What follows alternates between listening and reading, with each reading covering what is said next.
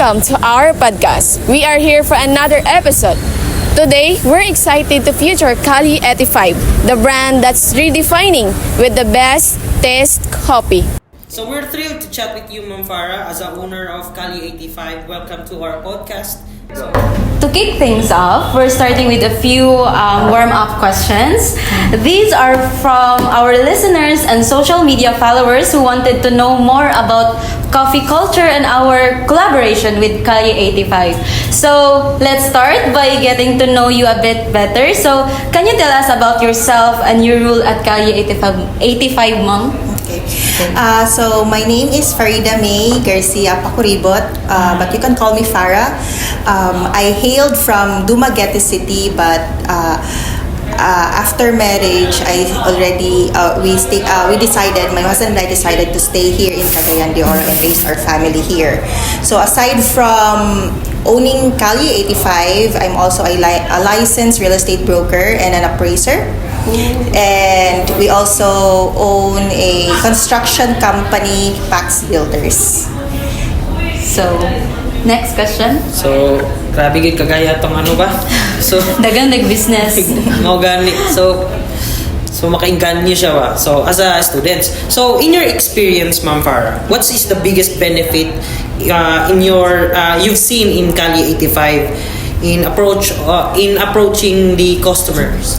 Okay, so as a student myself, and before really opening this business, I really find it hard to look for a space or a place where I can study and at the same time work. I used to be a working student.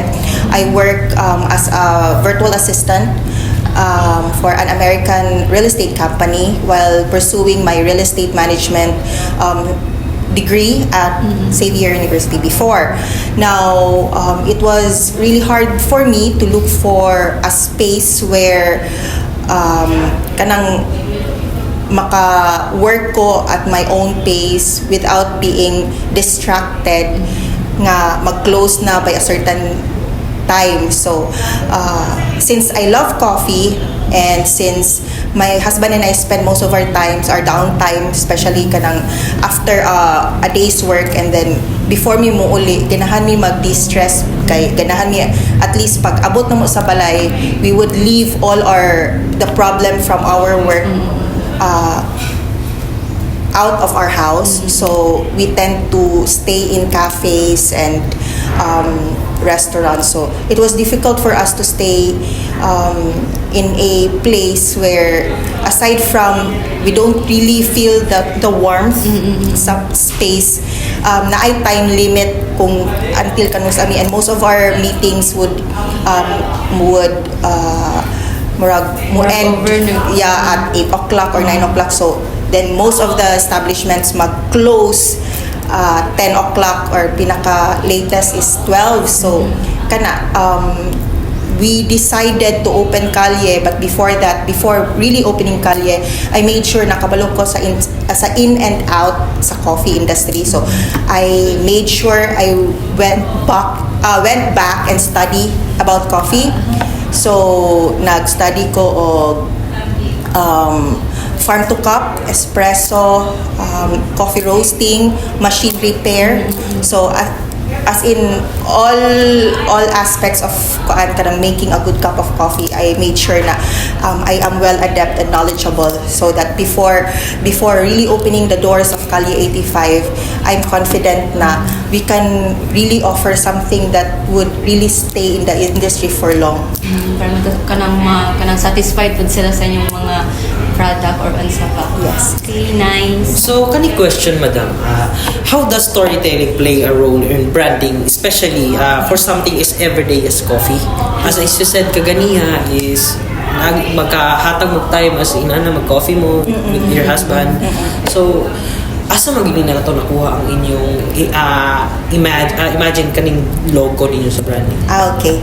So, first is I just wanted to tell you a bit of a background sa Calle 85. So, Calle is a Spanish word for street, and 85 is the birth year of my husband and I. So, we're both born in 1985. So, yes. So, kani nga alley is an unnamed alley, kani siya. So, whenever we would muhatag mi og Location or something? yeah, location and instruction, di mi kabalo kung unsa siya itawag. So why not, let's call it, since naa siya sa street nga walay ngalan, let's call it calle or street. And then 85 because mas ganahan ko classic bitaw and dali ma-remember. So that's the reason why it's Calle 85. And coincidentally, si Calle 85 is a known street network sa Bogota, Colombia. And if you really study about coffee, Colombia is one of the biggest nga coffee suppliers sa whole world. And Colombia is known really because of the quality of their coffee. So, muna siya nga, ni-click na po ang Calle 85 Coffee House. Now, ganahan ko nga mo sulod when customers would come in sa kalye, ma-feel nila nga at home sila or extension siya sa ilahang balay.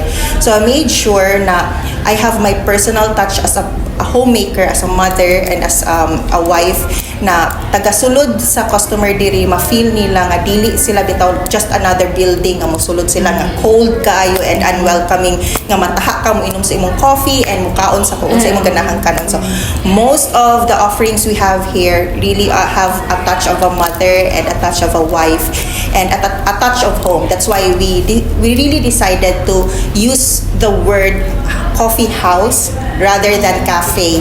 So to give that kanang warm envelope and hugging feeling, na aside from the warmth na mo makuha ninyo from drinking coffee, naa siya na kuan bitaw kanang warmth and feel nga napo sa extension sa kumbalay. Mura siyang sala na. Yes po, murag wala po siya naka-isolate. Welcome to all. Exactly. For you, Mom, what is a great secret to a great collaboration? I'm a really slave for knowledge, and dili ko ga-stop at kanang nahuman ako college, kutob ra ko dira. Before pursuing real estate management, I was also a student of nursing, but really kanang hospital setup is not for me. And then when I graduated sa real estate management sa Xavier, wala ko ni stop there. Nag-enroll po ko sa USTP. So, I'm currently a student of USTP pursuing my thesis na for my master's degree in sustainable development. So, major in urban planning, and under na siya sa College of Engineering and Architecture. So, yes, I'm really, naana ko sa last stretch sa paghuman ako sa master. Hopefully mahuman ako siya by next year. So na-stop lang jud siya ang ako ang thesis kay tungod sa kaning expansion sa kalye. So I'm really a slave for knowledge, and I encourage jud students nga mo anhi diri to really don't stop. Even my staff, most of them, I have staff na working students. I have two from USTP nga working students. So I encourage them na to really pursue your studies kay mawala na ang tanan, ang kana ra jud ang dili makawat sa inyo ang education. So but there are also other avenues sa education or gaining knowledge. So we have other, like for example, we have our technical or kanang TESDA, di ba? So kanang if regarding collaboration with students, mas ganahan ko to open myself to students, because students or collaborating with students is really important in our society today, because the students are our future. Nga kuan siya, murag cliche na siya tutorial. So but students, children are the future. So if we don't build this certain values and principles sa student and collaborate and give them a chance, what would become of our nation, di ba? So mo na siya nga. Masintay na sila. Yeah, kanang murag importante jud kayo ang kuan kanang murag to encourage students. So I really open up myself to collaborating always with students. So just for example, kani. So when kanang it's a free ride for students nga mo anhi dire mag-study and then yes. So, Kanang pagpauli na din, ma'am. Ganun, study ka. Okay. so even ANCAS before, so anything to do with students, I really open. So mo nagdagan pud kay students nga magstay dire o kay kanang inana jud. I wanted to build a community where everyone is welcome, students and those pursuing their dreams and their goals. Again, ma'am, is it available pag-apon na siya, ma'am? Ay, interested. Interested kay kung study ka, ma'am. Actually, I think available pa ni siya kanang for kuan murag first users of Move It. So yes. So daghan kanang mo duol man na sila kanang mga companies mo duol na sila, even ANCAS before nag-offer sila free ride o discount of 100 off sa ride for students nga mo anhi diri. Usa dahil gi-encourage ko ni Sir JB kaganihan, no? Nga mag-move it. So, as I read your ma'am ba, Facebook page, nakoy nakita dato nga 24/7. Usa din siya 24/7 kay Yes. para makuha ng mga students. Yes, ma-cater ang katong mga students nga walay internet and then walay matambayan, walay makuanan kanang murag ganahan sila nga less kay distraction. So that's the reason why nga if you can notice, we have a lot of kanang murag long tables and big tables aside from kanang mga small tables and comfortable chair nga conducive for studying jud kay my goal really is to kanang be a safe space for students and those working people nga they would be able to really kanang murag engage their time wisely in studying and working. Coffee shop or kanang most of the cafes kay aside from limited nga mga outlets, naapoy limit ang ilahang wifi, but here in CALLE 85 unlimited siya and you can charge as long as you want, but also share pod ang charging sa other pod nga mga pod kanang mo anhi pod dire. So kanang I really wanted na to kay it's really my experience po as a student before na sa working kanang professional before, finding a spot nga dili bitaw you don't feel aloof nga mosulod and then mo charge and then mo ask og wifi. Yes, so struggle so pag mo duol ka dito sa ana dito sa atubangan ninyo ang wifi password kay para and then yes, ganahan akong community nga welcoming, kind ang tanan.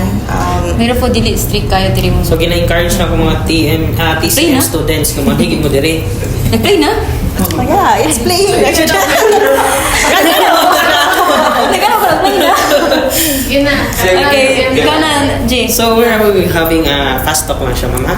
So let's have a little fun with the lightning round. So this is a real quick questions, and then for our listeners, we keep that in cafeteria. Now let's start have a little fun with lightning round. These are real quick questions from our listeners, and we keep it light and caffeinated. So first one is latte or americano? Americano. What's the most creative coffee drink you've ever tried? Of course, my own. It's our specialty mocha. Okay. What's one item from your brand you think everyone should kanang own? Specialty mocha. Okay. If you could collaborate with any coffee shop in the world, which would it be and why? Oh, that would be Tristan's cafe. Well, he's a known barista. So Barista Distan, if you're familiar with him, he's in TikTok and FB. So just search him. Philippines sigapon siya. Here in Philippines sigapon siya. Foreign. Is kaan siya European. Okay.